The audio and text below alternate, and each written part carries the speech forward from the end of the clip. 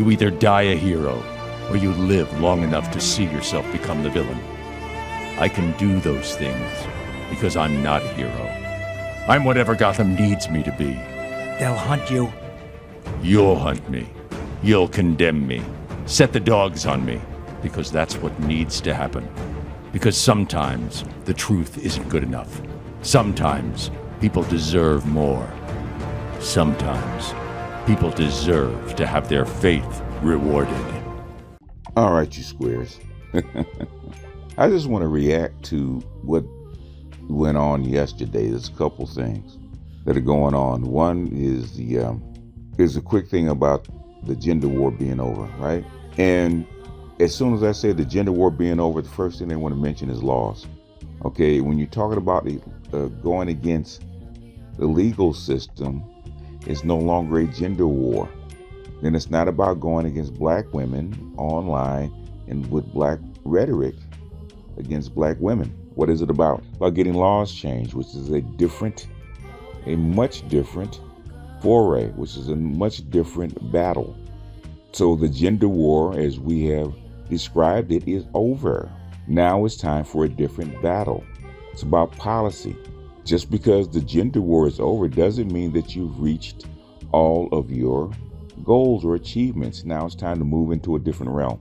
But you can't use the same tactics that you've been using to actually do what? Rectify policy. Calling women strags and whatnot, and baby mamas and all, and sleeping with Pookie and Ray Ray. It's fine for entertainment. If you guys want to entertain yourself, fine. But the thing is, don't come back talking about boys can't read and I'm getting on the hook for child support and all this kind of stuff. And when it's a policy that makes it happen. And a lot of old white men are putting these policies in place. Look at the Republicans. They're trying to make prenatal child support a federal thing. Black women aren't doing that.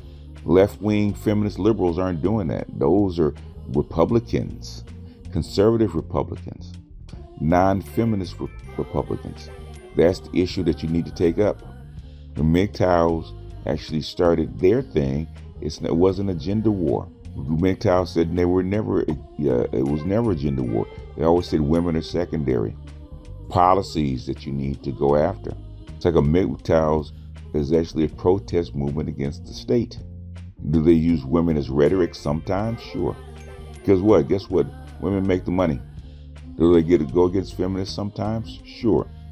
Because that's where the entertainment value is. But the MGTOWs never said they were in a gender war. The online gender war started by Black Manosphere 1.0 is to rebut the talking points, rebut the ideologies that black women had toward black men in our what? In our culture. It's culture wars, internal culture wars. Had nothing to do with policy. After 15 years, we defeated all those talking points. And the environment has helped you do what? Change the narrative. You've done that. And when I say you change the narrative and you've met all your objectives, now what? Now, okay, we have different objectives. All of a sudden, everybody comes in and says, okay, it'll be over when you do this, this, and so. In other words, you're moving the goalposts. That particular game is over. Start a new game. Start a new battle. Get more active. Start a different kind of rhetoric for a different what? War. If it's a war, it's a battle against the state for your rights, for paternal rights, for equal share. That's where it should be fought. That's where the rhetoric should go. That's where the study should go. What is the society or the state trying to achieve? I know that when I say something, it's like 2-3 years ahead. It used to be 18 months. But for you guys, it's like 3 to 5 years. I say something, it takes 3 to 5 years, and then I get all these hashtags. BGS, you were right. I told you that this day would come. That's why I told you the gender war is over 3 years ago. Because the momentum is in your favor. Not only is it in your favor, it's rolling over people. In fact, like I said, your enemies, the so-called previous enemies, are carrying the message for you. They're doing all the damage. You don't need to have rhetoric against black women. They're doing it themselves. And all the stuff that they're doing, they're pushing black men away from themselves. You don't have to do it. That's why I say it's over. Fight a new battle. We're the front lines. We're not here for the mop-up crew. We're the front lines. If you say that when we get the laws changed and stuff like that, you're not going to get the laws changed by using rhetoric against black women. It's not going to work. Because guess what? The white men that are in charge of the laws don't care. They care about you being a voting bloc. They care of black male empowerment or black male independence, where you have a different voting bloc and you're actually voting your concerns, or actually putting pressure, social pressure, to get such certain laws changed. But the thing is, that's not what you're emphasizing. You're going back and forth why you should or should not accept black women in this society and under what circumstances. You're folding right back into the gynocracy.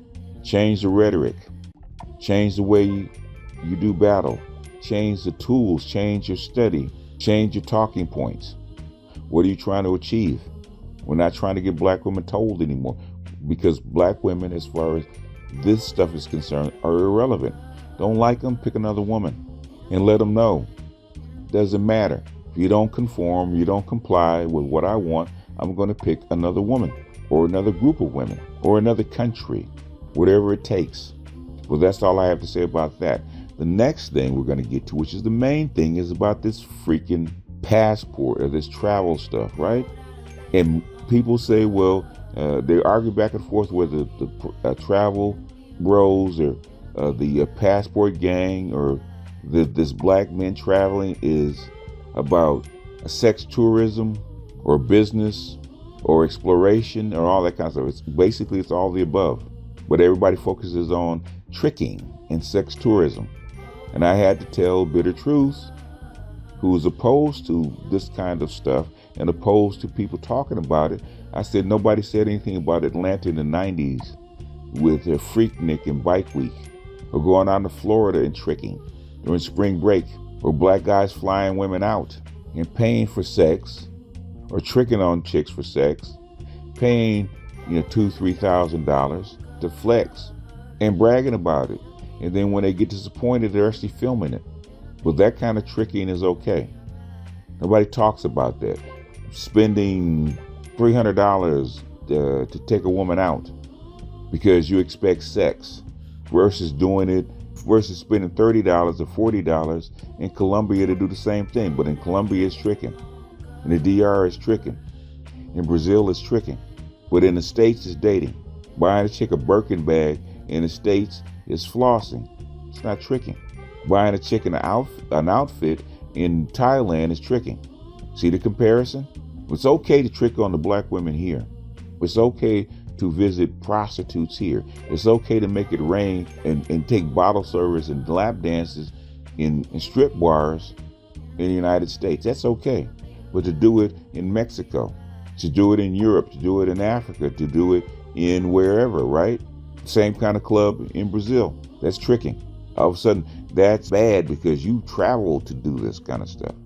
Nigga, you could have tricked in the United States to save money. So what? Maybe you wanted to go to Brazil and if trick with different women. If costs gonna be basically the same, you might get a different, better experience down in Brazil or Colombia or Venezuela or the DR, Central America, Mexico, Mombasa, Kenya. White men have been doing this forever. Asian men do it constantly. They have a budget. The Japanese have a budget to go to the Philippines and Thailand to trick. Got a budget. These are the sex tourist hotspots. We didn't invent sex tourism. Black men didn't invent this. Black men are not the main purveyors of this. When did black men get so moral and have such high standards that they think they want to dick police black men like they're monks? It's not a monastery. Black men do some depraved shit in the United States. Depraved stuff. Sexually, streetwise, all the other kind of stuff. But because you're taking money out of black women's hands instead of tricking on them, all of a sudden people get upset. Like these guys that travel, and even if they do go on sexual tourism and they go travel for it, all of a sudden they're deviants. I just heard a black woman talking about getting a happy ending from a massage therapist in Miami, right? From another woman. She's not considered a deviant. She paid for sex. She's not considered, she did it on TV, right? She did it out in public. She's not a deviant. But a black man going to Brazil, getting the same thing, getting his happy ending, he's a deviant because he had a passport and he went out of the country. Does this make sense? And we get all these emotional reactions from all these black men. The women I can understand, but black men have mistresses and sugar babies and side chicks that they pay for. They've been paying for them. Because I know older guys and sometimes even younger guys that have side chicks that they pay for, pay their bills, pay their car note, pay their rent. Been doing it for years and bragging about it. They brag about having a sugar baby. They brag about flying an IG model in for sex. We have black guys that trick on IG models. Black guys that trick on women on YouTube and super chat $100, $200, $500. That's tricking. But for him to actually go out of state, or overseas to get something for real in person at a discount price, and he's shamed for it? Oh, you're taking advantage of all these poor women in these third world countries. They don't see it that way, but it's okay for women in this country to take advantage of men. $100, $200, $300 for dinner, and then walk out.